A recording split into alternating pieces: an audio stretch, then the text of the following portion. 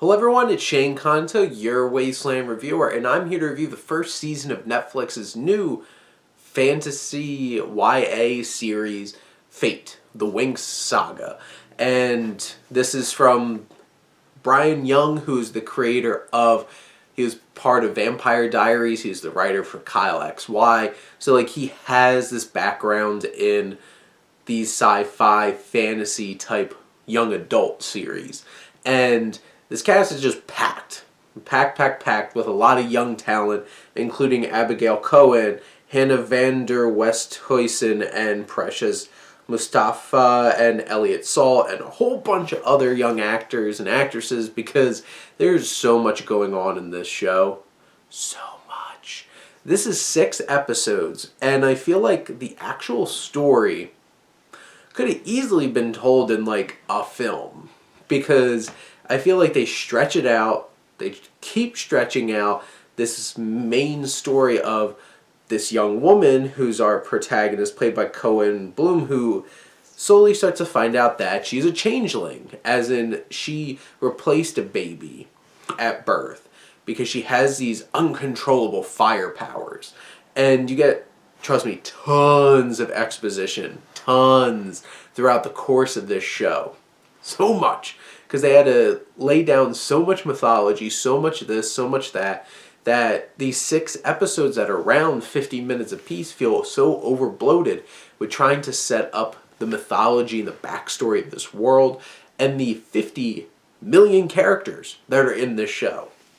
And you have so many things that they're trying to balance, and yeah, I think they come up with some unique ideas and unique abilities for these characters that could set up some interesting scenarios.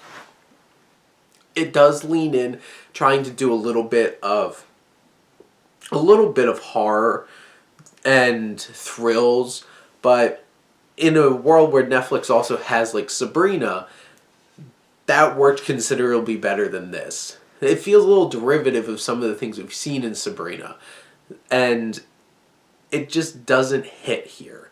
There's just so much going on. It's such an overstuffed plot.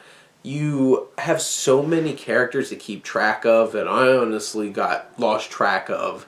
And it hits on a lot of cliches of teenage dramas, going to school kind of stuff, but never does anything interesting or different with that.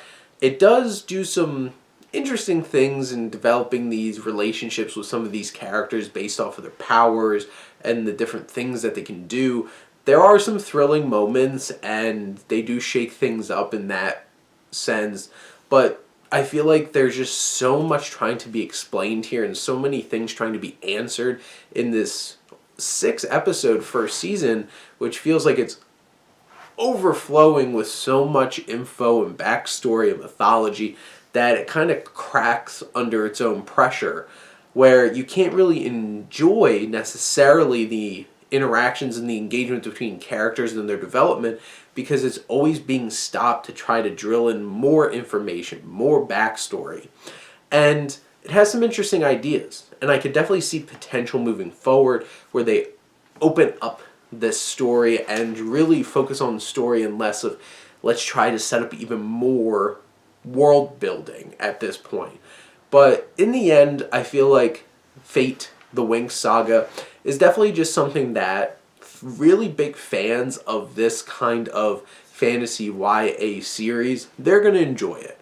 But anybody else who isn't really invested in that kind of genre, I think there's just too much to process to really feel invested in this experience that you'd have watching this 6 episode first season. But those are my thoughts on Fate, the Winx Saga. Let me know what you think, and let's talk some TV. But thank you as always for tuning in and supporting your Wasteland reviewer.